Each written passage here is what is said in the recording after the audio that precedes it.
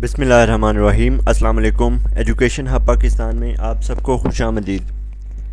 आज की video basically economics of Pakistan यानी बीकॉम या एडीपी पार्ट 2 के लिए है, क्योंकि अक्सर जो स्टूडेंट्स हैं एडीपी के उनके ये मैसेजेस आ रहे थे और जो बीकॉम के स्टूडेंट्स हैं उनके मैसेजेस आ रहे थे कि इकनॉमिक्स ऑफ पाकिस्तान के जो इम्पोर्टेंट क्वेश्चंस हैं वो बताए जाएं, क्योंकि उसका सिलेबस थोड़ा सा एक्सटेंसिव है तो उनको समझ नहीं आ रही कि स्टार्ट कहाँ से लें और प्रोसीड किस तरीके से करें।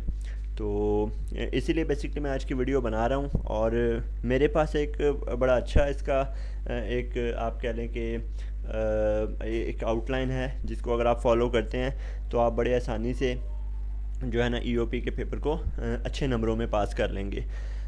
कुछ चीज़ें याद रखिएगा। इकनॉमिक्स ऑफ पाकिस्तान जो है ये बहुत टेक्निकल तो नहीं है, लेकिन जनरल सी जो है सब्जेक्ट है और इसमें चंद एक बातें हैं। मिसाल के तौर पे पाकिस्तान की इकॉनमी कैसी है, पाकिस्तान की इकॉनमी के जो मेजर प्रॉब्लम्स हैं वो कौन से हैं, फिर उन प्रॉब्लम्स को सॉल्व करने के लिए हमारे पास सजेशंस क्या क्या हैं।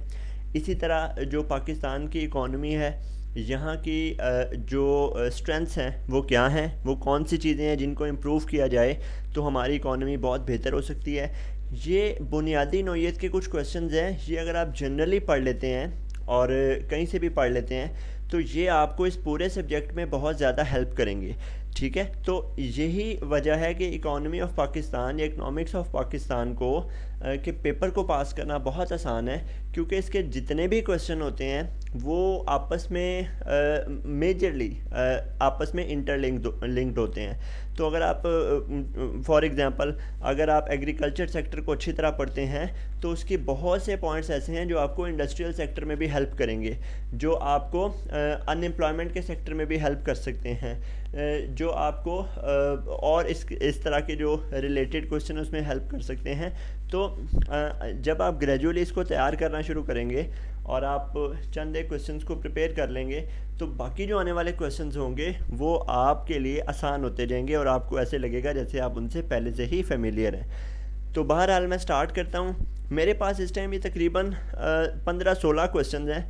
अगर आप इनको रोज़ाना किसी एक क्वेश्चन को लें और रोज़ाना इसको अच्छे तरीके से प्रिपेयर करें तो विद इन 15 डेज़ आप ईओपी के पेपर को बहुत अच्छे तरीके से जो है वो तैयार कर लेंगे। ठीक है, तो ये 15 दिन का फार्मूला है। तो 15 दिन में आपने इसको पर डे बेस पे एक एक टॉपिक को तैयार करना है। तो स्टार्ट करते हैं जी। देखिए, सबसे पहले जो मैंने क्वेश्चन लिखा है वो इसीलिए लिखा है ताकि आपको इसमें हेल्प हो रही है। देखिए, सबसे पहला क्वेश्चन है problems of economy of Pakistan. आपने क्या करना है कि पाकिस्तान की इकॉनमी के जो प्रॉब्लम्स हैं ना उनको अच्छी तरह से पढ़ लेना है। अब उसमें कैटेगराइज कैसे करना है आपने, सोशल प्रॉब्लम्स को, इकोनॉमिक प्रॉब्लम्स को, पॉलिटिकल प्रॉब्लम्स को और एडमिनिस्ट्रेटिव प्रॉब्लम्स को। यानी वो प्रॉब्लम्स जो डायरेक्टली आपकी इकॉनमी को जो है वो अफेक्ट कर रही हैं या इनडायरेक्टली कर रही हैं, आपने इनको इन 4 हिस्सों में कैटेगराइज करते हुए पढ़ना है। तो ये वो क्वेश्चन है जब आप इसको प्रिपेयर करेंगे तो ये आपको पूरी बुक के बहुत से क्वेश्चंस में हेल्प करता रहेगा। सो आपने सबसे पहले इस क्वेश्चन को तैयार करना है कि problems of economy of Pakistan. और याद रहे जब आप किसी भी प्रॉब्लम को पढ़ते हैं तो पढ़ते साथ ही आपको जो उसका सलूशन है वो भी जहन में आ जाता है, और अगर नहीं आता तो वो भी आप पढ़ सकते हैं। तो आप ये कह लें कि आपने जो पहला दिन है उसमें आपने इकोनॉमी ऑफ पाकिस्तान की प्रॉब्लम्स को और फिर उनके सलूशन या सजेशंस को एक दफ़ा पढ़ लेना है। ये आपको पूरी बुक के क्वेश्चन को पढ़ने में बहुत ज़्यादा हेल्प करेगा। तो सबसे पहला क्वेश्चन हो गया ये। सेकंड पे आपने आ जाना है डिफाइन इकोनॉमिक डेवलपमेंट। अब ये आपने 3 चीज़ें इसमें तैयार करनी है। सबसे पहले define economic development, economic development क्या होती है। देन आपने तैयार करना है कि how to measure economic development, यानी इकोनॉमिक डेवलपमेंट को मेजर करने का फार्मूला क्या है। एंड नंबर 3 पे आपने पढ़ना है व्हाट आर द फैक्टर्स, यानी वो कौन से फैक्टर्स हैं या डिटर्मिनेंट्स हैं जो इकोनॉमिक डेवलपमेंट को इफ़ेक्ट करते हैं या चेंज कर सकते हैं। सो यानी ये जो दूसरा क्वेश्चन है ये आपने प्रिपेयर कर लेना है इकोनॉमिक डेवलपमेंट के ऊपर। पहला question problems of Pakistan economy और दूसरे नंबर पे आपने इकोनॉमिक डेवलपमेंट को अच्छे तरीके से तैयार करना है, इसकी मेजरमेंट और इसके फैक्टर्स को भी पढ़ना है। अब आ जाए जी थर्ड डे पे। थर्ड आपने क्वेश्चन करना है define economic growth and economic development and what is the difference between them. आपने इकोनॉमिक ग्रोथ और इकोनॉमिक डेवलपमेंट के डिफरेंस को अच्छी तरीके से पढ़ना है। इसमें आपको किसी भी बुक में आप पढ़ेंगे तो आपको इसकी एक कॉलम मिल जाएगा जिसमें इकोनॉमिक ग्रोथ और इकोनॉमिक डेवलपमेंट के दरमियान जो डिफरेंसेस हैं या कंपैरिजन है वो दिया गया होगा। तो आपने इसको अच्छे तरीके से प्रिपेयर कर लेना है। तो ये भी बहुत ज़्यादा इंपॉर्टेंट क्वेश्चन है पूरी बुक का। देन आ जाते हैं जी सवाल नंबर 4 पे, डिस्कस द रोल और importance of agriculture sector in the economy of Pakistan. देखें, याद रखें, एक एग्रीकल्चर पे चांसेस ये होते हैं कि हर पेपर में एग्रीकल्चर के ऊपर लाजमी एक क्वेश्चन आता है, ठीक है जी। तो आपने ये जो 4 नंबर पे क्वेश्चन करना है, ये आपने एग्रीकल्चर सेक्टर, इसकी इंपॉर्टेंस क्या है पाकिस्तान की इकोनॉमी में, इसके ऊपर तैयार करना है, ठीक है। और बड़ा इंपॉर्टेंट क्वेश्चन है। फिर अगले दिन भी आपने एग्रीकल्चर सेक्टर को ही पढ़ना है, लेकिन इसमें आपने पढ़ना है कि what are the major problems of agriculture sector, यानी एग्रीकल्चर सेक्टर की जो मेजर प्रॉब्लम्स है पाकिस्तान में वो क्या हैं। और ज़ाहिर है, जब मैंने पहले शुरू में बताया कि आप जब उसकी प्रॉब्लम्स को पढ़ेंगे तो उनके साथ ही उनके सजेशंस को भी पढ़ लिया जाएगा। तो ये 2 सवाल हैं, यानी कि सवाल नंबर 4 और सवाल नंबर 5 को आपने बहुत ज़्यादा प्रायोरिटी देनी है एग्रीकल्चर के क्वेश्चन को, क्योंकि इसमें से बहुत ज़्यादा चांसेस है सवाल के आने के। देन क्वेश्चन नंबर 6 फिर एग्रीकल्चर का है, और इसमें 2 चीज़ें आपने तैयार करनी है कि एग्रीकल्चर प्राइस पॉलिसी क्या है और देन फार्म मैकेनाइजेशन क्या होती है एग्रीकल्चर सेक्टर के अंदर। तो ये दोनों चीज़ें आपने फिर उसके बाद पढ़नी है।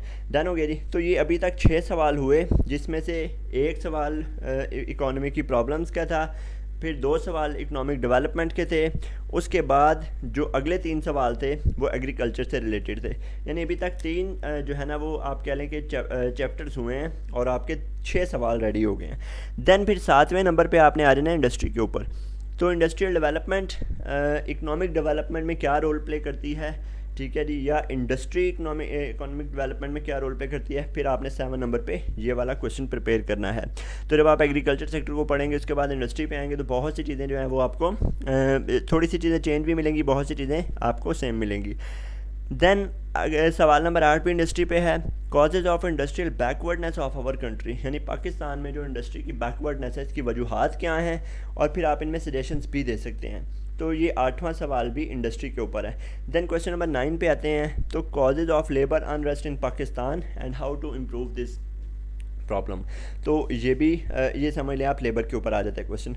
तो उसके बाद आप ये क्वेश्चन तैयार करेंगे, ये भी बहुत ज़्यादा चांसेस है पेपर में आने के। क्वेश्चन नंबर 10 पे आ जाते हैं, ये स्मॉल स्केल इंडस्ट्री पे है, तो आपने इसकी इंपॉर्टेंस पे बात करनी है और इसकी जो बैकवर्डनेस है और पाकिस्तान में इसकी बैकवर्डनेस के नुकसानात क्या हैं इसके ऊपर सवाल तैयार करना है, ये भी बहुत ज़्यादा इंपॉर्टेंट है।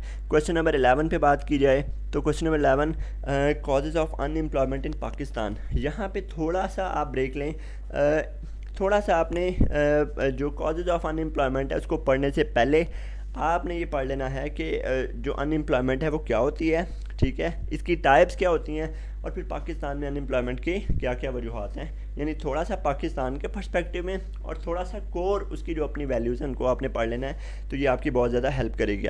उसके बाद 12th डे पे आ जाए। 12th डे पे आपने पढ़ना है जी विशियस सर्कल ऑफ पॉवर्टी क्या होती है, इसको कैसे तोड़ा जाता है, और जो डेवलपिंग कंट्रीज़ हैं या डेवलप्ड कंट्रीज़ हैं उनमें इसको किस तरीके से देखा जाता है, डील किया जाता है, आपने ये पढ़ लेना है। तो ये क्वेश्चन नंबर जो 12 है ये पॉवर्टी के ऊपर आप समझ लें आ जाएगा। उसके बाद क्वेश्चन नंबर 13 है, दैट इज़ बहुत ज़्यादा इंपॉर्टेंट है, यानी कैपिटल फॉर्मेशन इकोनॉमिक डेवलपमेंट में कितनी ज़्यादा अहम है, ठीक है। तो कैपिटल फॉर्मेशन के ऊपर भी आप याद रखें, ये बहुत ज़्यादा इंपॉर्टेंट क्वेश्चन है, तो इसको आपने बड़े अच्छे तरीके से करना है।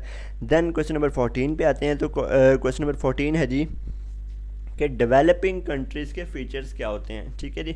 तो आपने डेवलपिंग कंट्रीज़ को अच्छे तरीके से पढ़ना है, यहाँ की प्रॉब्लम्स क्या होती हैं और यहाँ पे जो बैरियर्स होते हैं जो इनको फेस करने पड़ते हैं वो आपने लाजमी पढ़ने हैं। तो अभी तक हमारे 14 क्वेश्चन हो गए हैं। क्वेश्चन नंबर 15 पे आते हैं। तो क्वेश्चन 15 पे आप role of technology in the economic development, ये आपने टेक्नोलॉजी के रोल को पढ़ना है अच्छे तरीके से, ये भी बहुत ज़्यादा इंपॉर्टेंट है, ठीक है जी। और आखिर में आपने सवाल नंबर 16 इकोनॉमिक प्लानिंग क्या होती है, इसकी टाइप्स क्या होती हैं, इसकी इंपॉर्टेंस क्या होती है, इसको पढ़ना है। देखिए ये 16 सवाल अगर आप कर लेंगे ना तो इन 16 क्वेश्चंस के बाद आपके पास कम से कम इतना नॉलेज आ जाएगा कि अगर इनसे मिलते जुलते या इनके अलावा भी कोई क्वेश्चन आते हैं, जबकि आपको ये सवाल 16 आते हैं, तो आप इकोनॉमिक्स ऑफ पाकिस्तान या इकोनॉमी ऑफ पाकिस्तान की पे या उसके मुतालिक कोई भी क्वेश्चन उसको अच्छे तरीके से वहाँ पे आप लिख के आ सकते हैं। आपके पास इतना नॉलेज इकट्ठा हो जाएगा।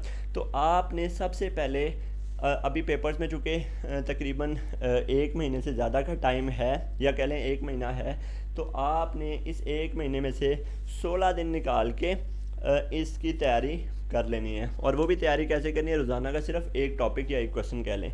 तो अगर आप इन 16 क्वेश्चंस को अच्छे तरीके से तैयार करते हैं तो आपके पास इतनी ज़्यादा जो है ना नॉलेज होगा कि आप EOP के किसी भी किस्म के पेपर को अच्छे तरीके से हैंडल कर लेंगे। डन।